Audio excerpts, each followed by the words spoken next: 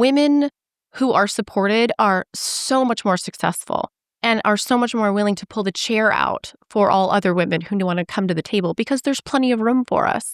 And the message that I learned early on is that there's only a few places at the table for women, and that's just not true. Welcome to the Tip the Scales podcast, where we discuss running and growing your law firm. I'm your host, Maria Monroy, president and co-founder of LawRank. Today, I am joined by a very special guest, Christian Morris. We talked a lot about what it has been like for Christian to be a female trial lawyer and building a firm that is all females, right? All female. It's amazing. We joked a lot, I think. I mean, you're not drunk. This is just your personality. Yes, unfortunately. She's really fun, guys. I hope that you guys enjoy this episode. Or don't. We don't really care. Do we care? I want the women to like it. But the men? I'm here for that. No. We'll see how this goes. All right. So, funny story. Well, not really that funny, but I really felt like it was meant to be. So, when I lived in Vegas for like a short period of time. That's right. I forgot you were there for a stint. For just like a few months. So many people were like, you need to talk to Christian Morris. Like, so many people were like, you have to talk to her because you both work so much. And like, she has like a whole support staff at home and she needs to explain this to you. But it was like literally like every day someone would tell me about it. And you became this like, I don't know, this like celebrity in my head. And then I don't know why we never connected. And then I go to Mardi Gras and we're in the portable bathrooms, which were very nice. They were by the way. Extremely nice. Like, I was surprised. I was like avoiding them and holding it in forever. And then I was like, I have to go. And I walk in there and there you are. And I think you introduced yourself. And I was like, oh my God, I'm like such a fan of you. But not because like, I know you're like an amazing trial lawyer, but I heard you have a lot of household help. Yes. I'm the nanager. Yeah. And I was like, we need to connect on this. And like, you were super sweet. And then that's how we met. Yeah. Bathroom meetings. Yeah. At Mardi Gras. Portable bathrooms on top of it all. But they were really nice. I mean, the build out was great. Yeah. Yeah. Yeah. I would have stayed there and done my makeup. Yeah. I mean, every time I go into that bathroom, like this past year happened again, I like meet people. And like we just end up chatting in the bath. It's like the weirdest thing. I don't know why. Right. Now you go to the bathroom a lot. No more holding it. Yeah, I got over that fear.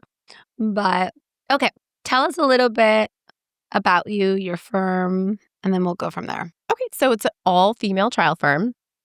I retired my partner, I guess, almost 4 years ago, Brian Nettles, who kind of introduced me to the idea of going to these conferences. I call it the circuit because I was just like a nose to the grindstone. I just like to take depositions. I like to be in trial. I don't like to network past 8 p.m. Yeah. I'm just one of those people. I just want to go to bed. I want to get up. I want to work out in the morning. And so he was very social, and he really did, early on in my career, promote me. And I appreciate that so much. He got me on the board of governors for Nevada Justice Association, worked to get me on the board of governors for AAJ, and him and his wife, Angel, would drag me around to these conferences where I would leave at 8, and then they would be out till like 2 or 3 in the morning. Yeah, it's crazy. It's impressive. So after I retired him, kind of the nature of the firm changed. I referred out a ton of the lower value cases, kind of the smaller ones, so I could hyper-focus on the ones that I was really interested in, and turned it into an all-female trial firm, which even though Brian is retired and drinking wine in Paris with Angel every single day, That's is amazing. very proud of it. Yeah. That's really cool. Yeah. So it's been amazing to be able to kind of create the vision of what I like. The office is very light. It's very modern. Everything is remote if you want, 4-day work weeks if you would like, very supportive. I have a lot of single moms that work with us. And so whatever they need to pick up their kids, bring them into the office. Everybody brings their dogs in. So it's a very relaxed, non-lawyer office feel. And what inspired you to do this? Well, actually, as much as I hate to say it, the opposite inspired me to do it. So when I started practicing law, there wasn't a lot of women to look up to as mentors. And I'm not someone who looks for a mentor anyways.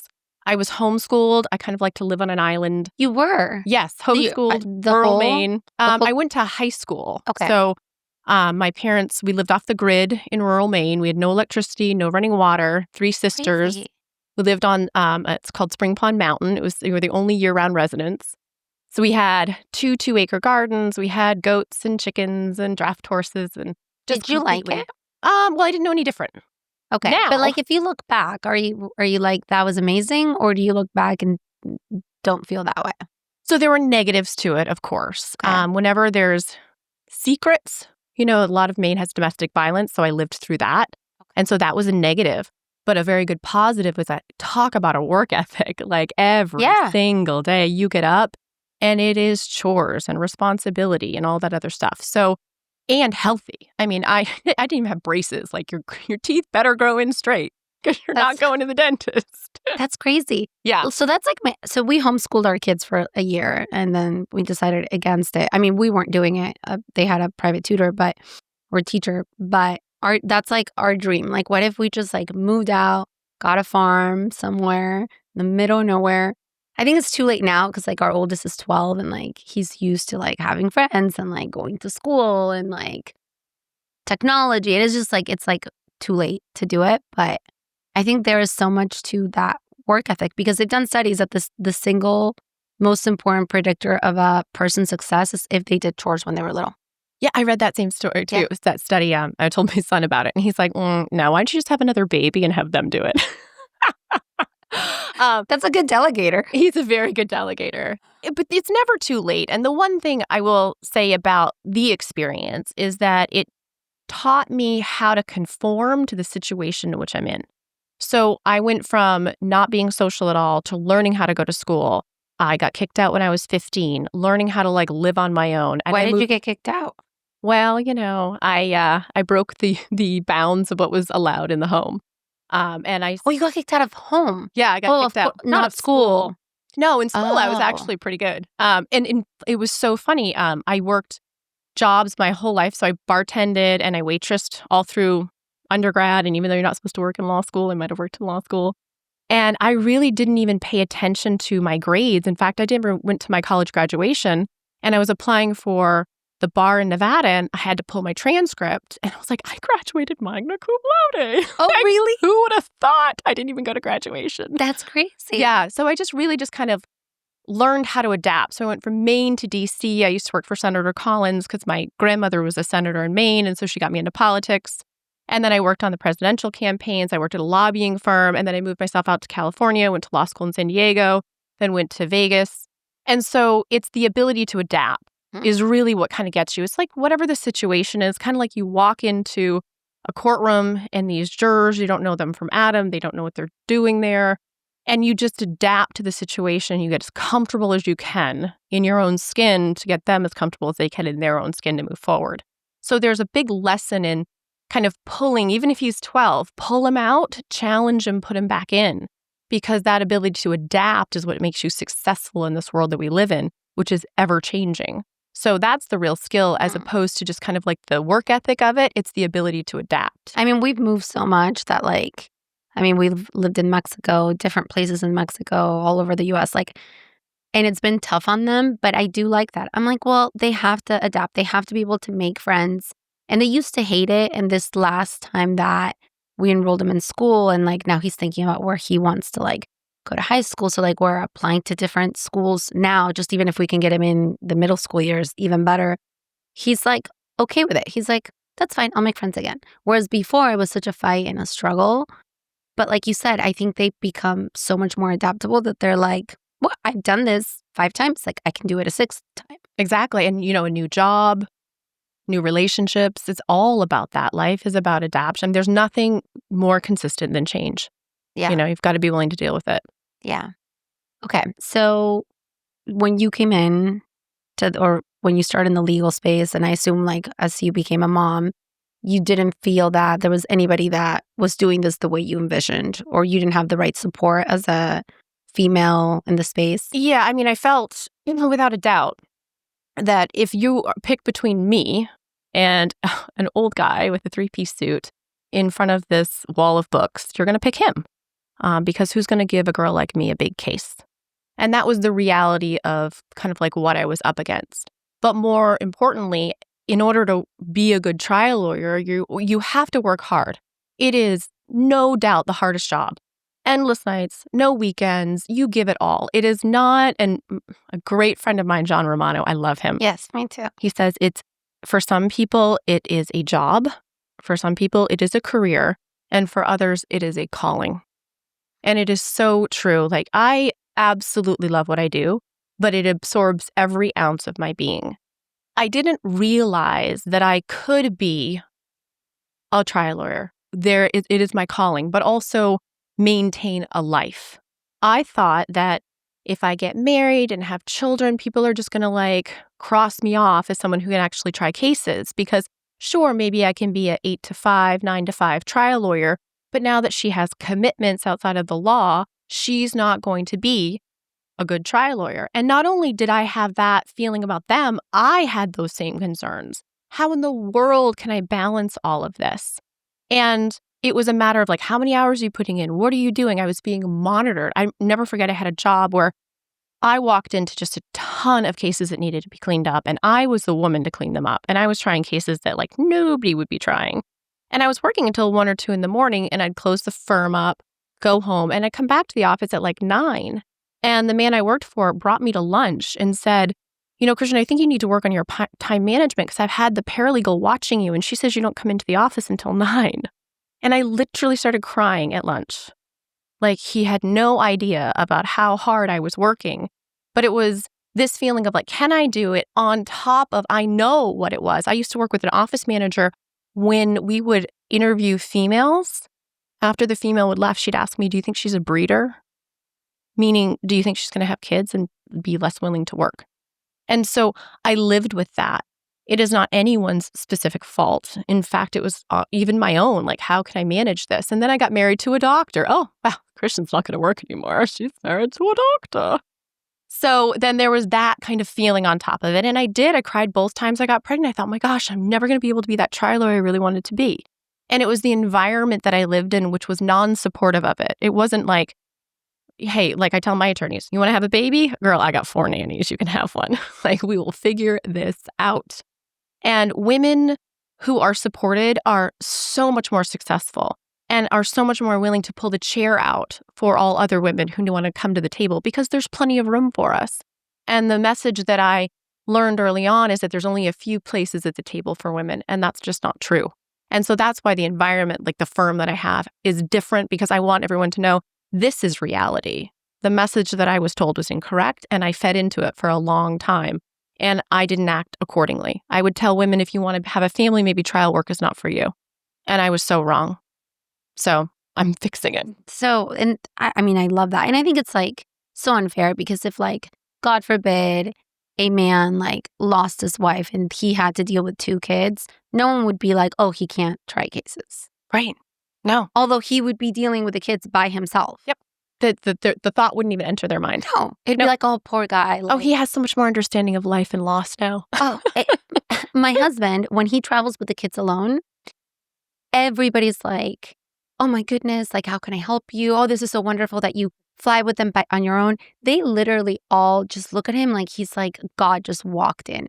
And when I traveled with my firstborn and I was in business class and I had him on my lap, he was 9 months old. The lady was so mad because she thought he was going to cry the whole time and he didn't. And when we landed, she was like, he did so good. And I just thought like, but yet he gets like the completely different reaction. If I show up on a plane with 3 kids, they're like, oh my God, this woman, why did you have 3 kids? Like, how dare you? Right. And bring him on this plane. Yeah. It's like a completely different experience. When like a male attorney, his wife's pregnant, it's like, oh, congratulations. If the female attorney is pregnant, it's like, oh, I wonder how long she's going to be out. Yeah. And that's the reality. And it's crazy because I actually think that female employees are better than male employees. Oh, they try harder. I am a people pleaser. I worked my entire life to make sure that the people around me knew I was doing a good job and thought I was doing a good job. And even now, I mean, there is nothing I won't do. So my team of attorneys and I, if they're like, hey, I need something covered, I hop right in and cover it. I'm not too good for that. I work all the time. And I let everyone know I'm working all the time. I am not some queen on the top of the mountain who's just going down to my firm to collect the dollars and make sure the minions are still working. And that mentality lives out there. I am not like that at all. And I let them know that. If you need me to call a difficult client, I'll be, I'm not the one to do it. It's because as females, we want people to know we're there, we're helping, we want them to know that this is a team effort. And it's a little bit different. It's a different mentality, but not once have I ever had a single female employee who isn't trying her butt off to make sure that she can get it all done. And I absolutely love that. And it's not as if it's this like ingrown bias. It's a fact. I see it. There isn't this like, hey, I just assume I'm going to get the accolades. They're actually looking to earn it. Yeah. Now, when did you have the shift of thinking like, maybe this can't be done to I'm going to do it? Or the realization of like, oh, I am fucking doing it. So it's very interesting because it just evolved over time. I got scared because my husband and I have a prenup because he was an older doctor and we got married and I wanted to prove that I loved him. And so we did a prenup. And after my first few verdicts, I was like framing the prenup. This is the best thing I've ever done in my whole life. What did he say? Did he ever bring it back up? Oh, he's all like, you know. But I'm like, sorry, buddy. I love this so much. So bad. I wanted to prove to his family I was doing it for love. And now I'm all like, this was great. So, I had to start so my son was premature. I had him at 27 weeks. We were in the hospital for 3 months. Oh, that must have been tough. And I didn't miss a day, right? I worked right from the pump room. I worked remote. It was very tough, but my escape has always been, and this is what this is potentially an insight into why women are such good workers, is because work is stable. It's the only stable thing I've had my whole life is work. I love it. I can go to it. It needs me. It always has something that I can do for it. I can make things better. Work is stability. Everything else is unpredictable, and I can fix things. And so I couldn't fix my son. And so I just started working as much as I could from I slept at the hospital and did all that stuff and didn't miss a beat and came home and had a nurse right there for him and then started paying the nanny bills. And I was like, well, this girl better need to make some money. Yeah. These ladies the cost of me is extremely expensive. And it takes about 4 people to be me at home so I can go out in the world and be me. And I've just kind of figured that out. Primary nannies, someone's got to pick up the dry cleaning, do the grocery shopping, buy the kids' school uniforms. All those things need to be done. And do you ever feel guilty? Like not you're at all not with your kids at all times? Not at all. Someone the other day said, don't worry, Christian, you're a good mom. I said, I know I am. I have no concerns about it at all whatsoever. I had a mother who was a stay-at-home mom and who had a life unrealized, a very upsetting life. My husband, his whole family are doctors, every single one of them. His mom worked all the time. His dad worked all the time. They have a very close relationship. But I know, so my daughter, we have 3 lessons and it's probably so inappropriate. She's 5. It is, do you need a man? And she says, no. I said, does money grow on trees? She says, no. I said, does black crack? She says, no. It's my husband's black. So those are our 3 life lessons. But my kids know mommy's the boss. Mommy helps people. Mommy gets stuff done. Daddy helps people with their health. And mommy helps people with their financial future. That's it. And so I don't have that because I work from home as much as I can. Everyone in the firm who wants to be remote can be remote, and I work from home as much as I can. I take red eyes so I can put them to sleep, and I get home as soon as I can to make sure that I can get them up. But I don't do the pickups, and I don't do the drop-offs, and I don't do all those things, and they know no different. Yeah. And so I don't feel any guilt of it because I also, quote, don't want to do it. I would rather get some other stuff done and be able to hang out with them and play with them as opposed to like, no, that's your math problem. The nannies help with the math and then I hang out with them when it's over. Yeah, absolutely. And I think a happy mom is better than a mom there all the time. 100%. Now I have a life coach because, she gets older. I do too. God, I love her. She's amazing. She's out of North Carolina. She only works with women. And she I'm said, looking for a new one. So we'll talk about this offline. She said 20 quality minutes. I get more than 20 quality minutes with them. But they, the other day, and it's very rare, I was crying and my son Jackman came in and he said, Mommy, what's up? And I said, oh, Mommy's just, stressed out about something. It's a little overwhelming. And I don't think he's ever seen me cry. He saw me cry. My grandmother died like 3 years ago and I cried and it scared him. And he went and got Daddy. And he's like, Daddy, Mommy is upset and you need to make her feel better. And he's just not used to having at 7 years old only seen his mother cry twice because I don't cry that often because, I cry when I lose a trial. I cry in the closet. Oh. I feel bad about myself and then I buck up for the next one. But it's because life is happy at home and that's extremely important to me, that it be happy and it be balanced and it be positive and it be directed. And so I don't feel any guilt. I feel like I'm living it exactly how I would like to do it, and I feel good about it. Do you think because you watched your mom? So I had a very similar situation, and I think you mentioned domestic violence at home. I had some of that. Not super extreme, but there was some of that. And my mom, she never worked. So has always been dependent on a man. And for me, that was like a very triggering thing to watch that, to say like, I don't ever want to be dependent on a man. And it's like this sense of control that work gives you that like there's nothing better. Do you know what I mean? I couldn't relate to it more. My mom had 4 daughters, and she told us she couldn't leave him because of us, because she had no financial stability, because she didn't work. The reason I got kicked out at 15 is the beatings got so bad I called the police. And after he came back, they both decided I had to go, not him. And I really had a hard time with that. But eventually she went back to school and, she got her degree and she works now. But when I got kicked out, he told me I was going to be nothing. So he said he's going to be nothing. He says, you're probably going to be a lesbian who's nothing. Oh my goodness. And I thought, no, actually, I'm going to be phenomenal. And I am. Yes. And there's no getting around it. And I don't rely on a man for anything. And that was hugely important for me. And I watched that. One, it has to do with upbringing. Men are supposed to be the supportive, the breadwinners. And it's been years of women having to be the caregivers that don't make the money. Right. And have the man be the breadwinner. But then it turns, because when you give power to the wrong people, they take it and they abuse it. And that's a fact. And so for me to be able to be stable, to not need anyone, was hugely important based on what I saw, because it was almost our fault that she stayed with them, even though I know it wasn't true. It's that she stayed and we all dealt with that because she didn't have the financial stability to get up and take care of herself. And I'm not letting that happen to anyone on my watch. As long as everybody is willing to get this done together, everyone should have the ability to have a voice and get out of situations they don't want to be in. And so that was always important to me. And it's another reason why I like to see the kids see that. Mommy's Absolutely. independent, daddy's independent. Especially for me, my daughter. Like, I need her to see that. Yes. Because I just had the personality that I wanted to. The whole situation was so triggering because my stepdad was very controlling and my mom was very passive. I hope she doesn't listen to this. Thank God.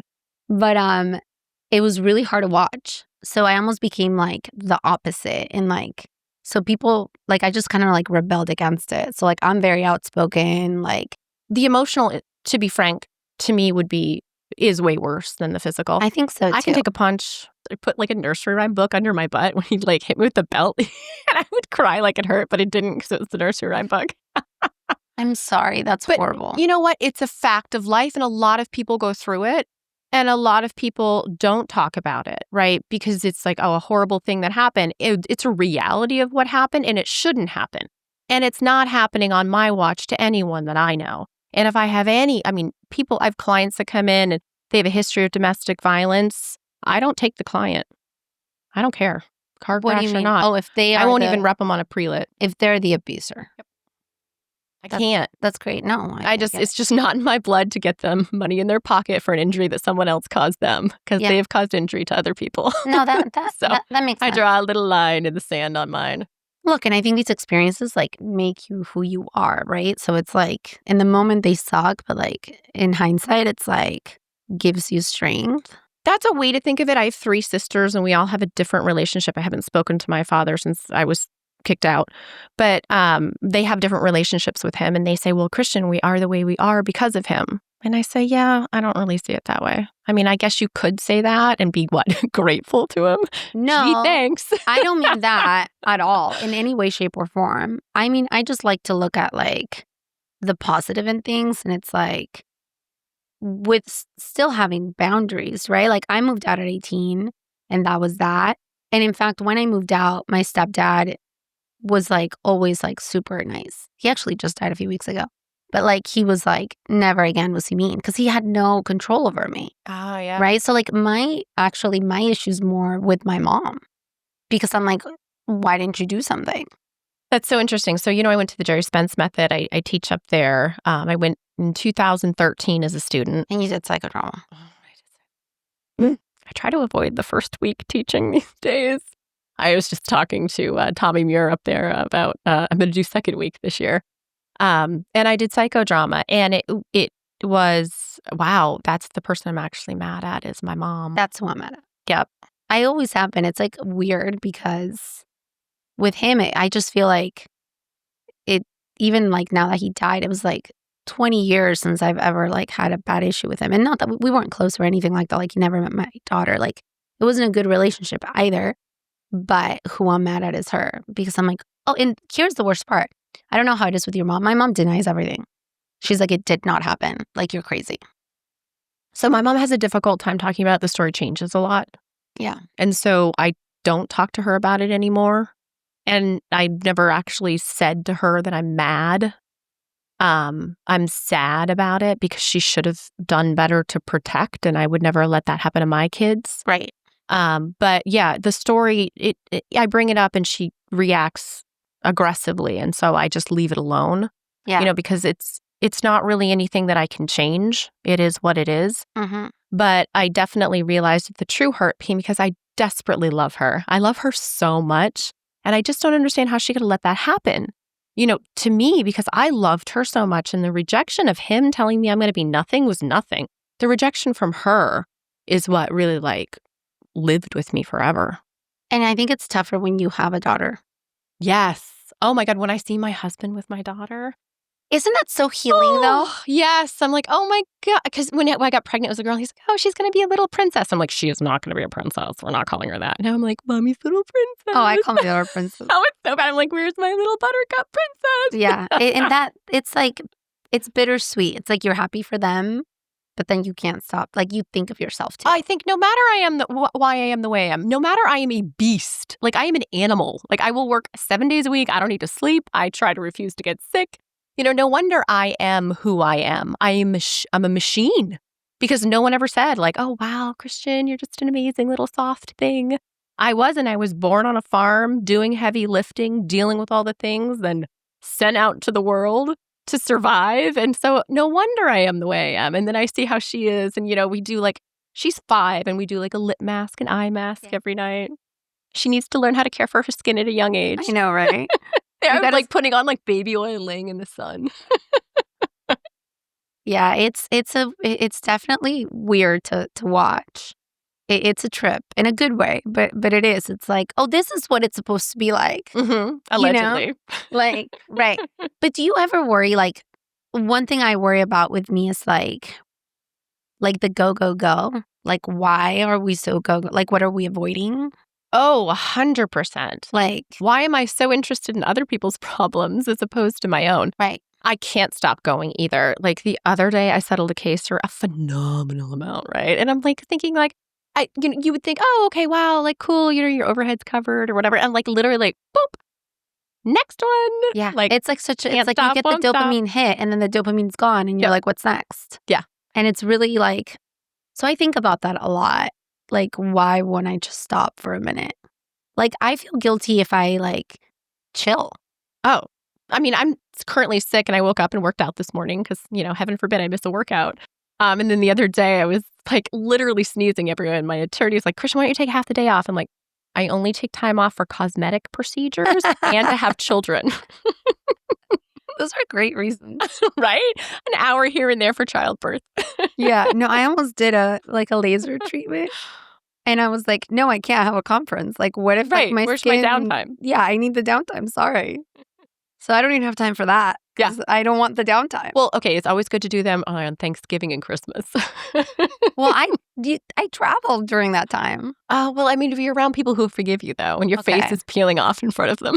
That's fine, I guess. I just won't post on Instagram. Right. Yeah. People will think that I died. They're like, where is she? Yeah, that's interesting. No wonder I like your energy because we just have similar backgrounds. Yeah. Except I didn't live on a farm. Well, yeah, I mean, and then we did have an outhouse, so. What's that? Come spring, you have to clean it out. What's an outhouse? Well, there's no plumbing, so. Oh, yeah, that does not sound fun. No. But you wait for early spring where it's thawed a little bit. And then you just. Do your sisters have your work ethic? Yes, all of us do. Yep. See, there is something there. Yep. Do your kids have chores? They do have chores, but I am not one to enforce them. I have the nannies do So that. I just got this thing called Skylight. I haven't heard of it. It literally looks like an iPad, and you program. It's super easy to use. You program all their chores in, and then when they wake up, they go and they look at the screen. They know what they have to do in the morning. You check it off, and then you give them stars. So you don't have to give them stars. Like I put brush teeth. I don't give them a star for brushing their teeth, but it's there so they remember to go do it. Yeah. It has been, when I tell you it's been life-changing, it's fucking ridiculous. Like, you need to get this and have the nannies implement it. And they're so excited because they're earning stars. And then they can cash in their stars for different rewards. I just do cash. Okay. Oh, yeah. Yeah. Yeah, my kids love money. Yeah, so do mine. And they have debit cards. They have the green light. So I just transfer. And then they have like a savings account. So like we have this whole thing going that's like they make their lunches in the morning. They clean up at night. Like they clean the whole house on the weekend. Like we have like a whole system now that we had before, but it wasn't enforced. And now it's like enforced and implemented. I like it. You need to check it out. Okay. Yeah. I love it so much. I'll task a nanny with it.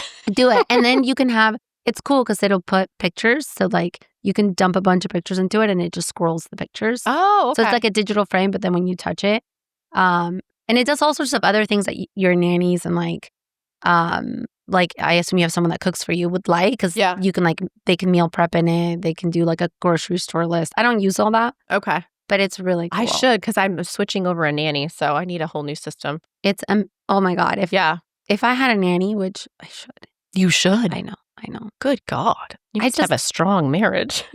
I do.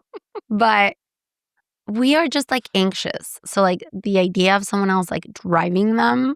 Oh, that's my big, I want a tank that I can put them in. Yeah. If I could get a road tank, so I put the kids in. We have help. We have a lot of household help. We just don't have someone to drive him to and from school. And that is like, if you ask me, like, what do you guys like least about your life right now? That's it. It's so time consuming. It cuts your day in half. It's horrible. Yeah. It's such a pain in the ass. I hate it. Yeah. But things will change soon. We'll live closer to their schools and things will change and it'll make our life easier. Yeah. And I might just like suck it up and get a nanny. I mean, I might have to. Of it. Yeah. They're great. Plus, they're like an Insta friend. Like, they're just in your house. You're like, hey, you want to have a drink? I would not drink with my nanny. Oh, really? Okay. Well, when COVID hit, I mean, things just changed. Oh, she and I were cocktailing it up, and then we didn't stop, you know? I mean, I'm sure during COVID, yeah. Oh, I was at the nail salon the other day. One of my nannies texted. She's like, mind if I make a drink? I'm like, winter is being terrible. Make a double. It sounds like you're like a great employer. Oh, yeah. And I love, so we're doing a Galentine's Day Botox party for the firm. So, but everyone can get like Botox or filler or like for everyone. Yeah, I love doing stuff like that. Because then when they look at me in the mirror, for 3 months, they think of me when their forehead doesn't move. And you know what the best part, and let's just say this is like, trial is stressful. The work that we do is incredibly stressful. And I like to integrate fun and funny things about it. Like even if we're in trial, and someone's like running late or something, I'll be like, girl, don't you worry. I'm here. I'll cover it. Whatever they want to start arguing, if it's their thing and they're getting there, we'll like lint roll each other or be like, who's going to wear that pink outfit today? Like, don't look like an Easter egg. And these are the things that when I worked for men, it would be like, oh, you know. Yeah. And instead it like makes it light and it makes it fun. And, you know, we all like to have like a running joke about like the other day that my attorneys was in court and she's like, Little Hands just touched me. We all know who Little Hands is because we've like nicknamed him. He's one of the defense attorneys. You know, it's like there's so much fun and lightness to this really difficult profession that we obviously take very seriously. I mean, we're up at 2 or 3 in the morning, like working back and forth on PowerPoints and stuff like that, but still like finding the lightness of it. Or like we know one of our attorneys gets like the worst red eye. So we're all like showing up with different types of like Visine for her. You're like, girl, stop looking like you did drugs. Put the Visine in. You know what's funny? I bet you anything that men hear this and they're like, oh my God, a firm full of women, like it's probably so much drama. Oh, I get that all the time. See, I knew it.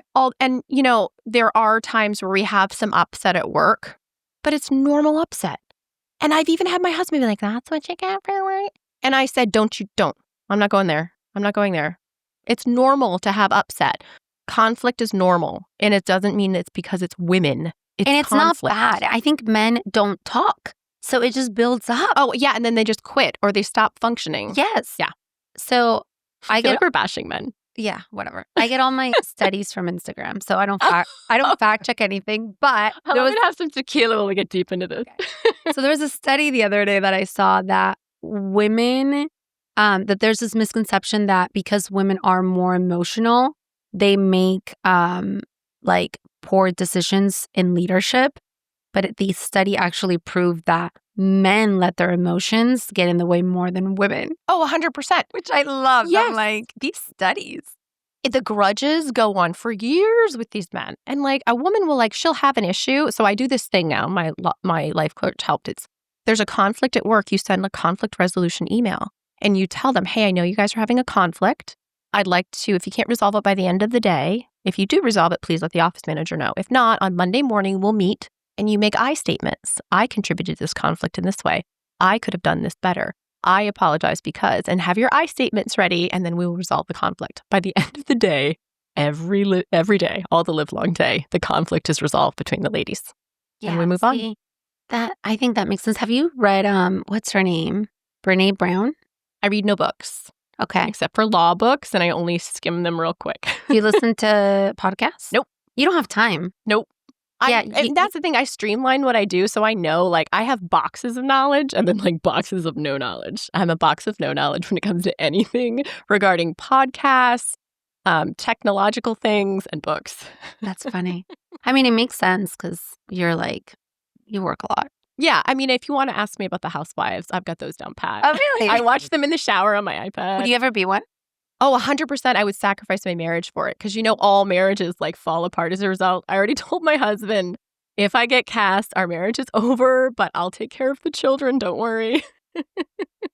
All right, guys, you heard it. If anybody has I've got my taglines ready. Vegas housewives, she's down.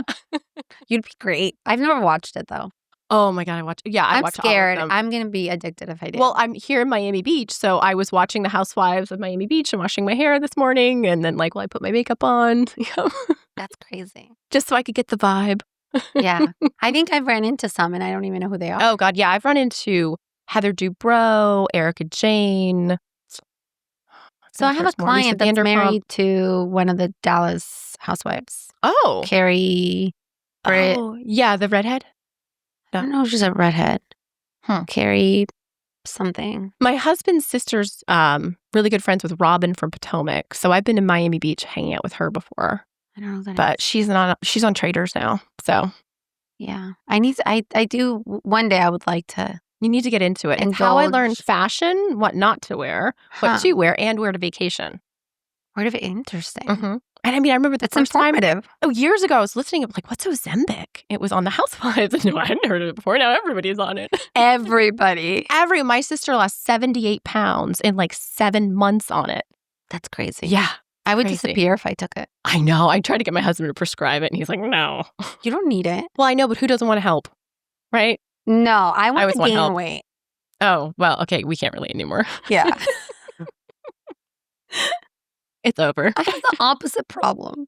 I don't. I have to work out to gain weight. Oh, God. No, I just have to eat. It's very odd. Do you think we've lost all of our male listeners by now? I think so, yes. They have tuned us out completely. They hate us right now. Should we give a shout out to them? Nah.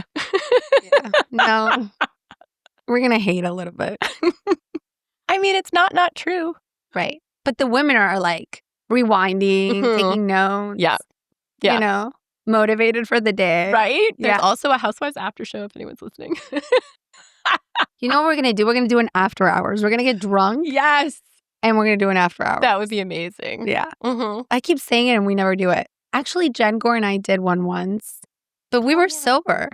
Oh. It just happened to be late and we sounded drunk. Yeah. I never aired it. Oh, that's probably safe.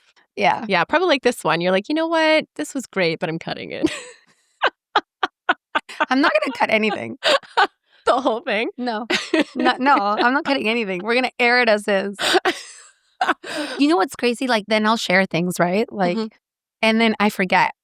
And then I'll be talking to someone and they'll bring something up and I'm like, when did I tell you that? They're like, oh, you didn't. You talked about it on the podcast. And I'm like, one of these days I'm going to have to go back and delete so many things that I've said that are very personal. Does your husband ever get mad at you?